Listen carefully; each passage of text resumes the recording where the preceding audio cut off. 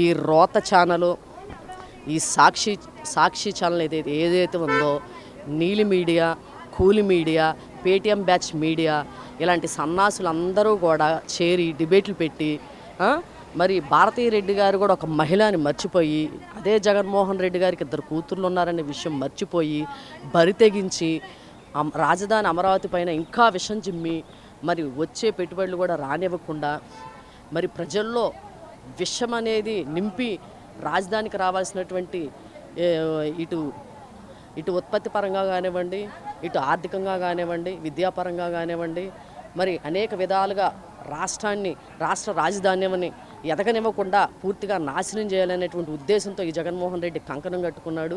మరి 29,000 మంది రైతులు, దాదాపు 34,000 ఎకరాలు వారి బిడ్డలకని దాచుకున్నటువంటి పొలాన్ని మరి ఆ రోజున ఆంధ్రప్రదేశ్ రాష్ట్ర ముఖ్యమంత్రి చంద్రబాబు నాయుడు గారు అడగగానే మరి 5 కోట్ల ఆంధ్రప్రదేశ్ ప్రజల కోసం ఆ రోజు త్యాగం చేయడం తెలిసిందే అందరికీ. మరి ఈరోజు అదే రాజధాని అమరావతి పైన ఎంతో విషం చిమ్మారు. ఒకప్పుడు ఏమన్నారు, రాజధాని ఎడారి అన్నారు, రాజధాని మునిగిపోతుందన్నారు, మరి శ్మశానం అన్నారు. ఇలా అనేకమైనటువంటి నిందలేసినా కూడా ప్రజలెవ్వరూ కూడా నమ్మలేదు.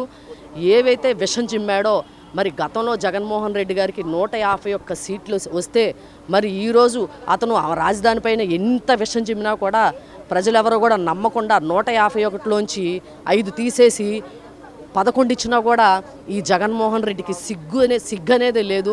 మళ్ళీ ఇదే రకంగా రాజధానికి వచ్చేటువంటి పెట్టుబడులు కానివ్వండి, రాజధానికి వచ్చేటువంటి ఇన్వెస్ట్మెంట్స్ కానీ అన్నీ కూడా చెడగొట్టి మరి పైశాచిక ఆనందం పొందుతున్నాడంటే ఇలాంటి సైకో జగన్ అని ఆయన ఊరికి లేదు. మరి ఇదే రాజధాని ప్రాంతంలో వారి భార్య ఉంది, మరి పిల్లలు ఉన్నారు. మరి ఎంతోమంది మహిళల్ని ఈరోజు రాష్ట్రంలో ఉన్నటువంటి మహిళలందరినీ కూడా కించపరిచినటువంటి ఈ జగన్మోహన్ రెడ్డిని తరిమేసే విధంగా మళ్ళీ ఈసారి మొన్న 11 వచ్చినాయి, ఈసారి 1కే పరిమితం చేస్తారని నేను అనుకుంటున్నాను.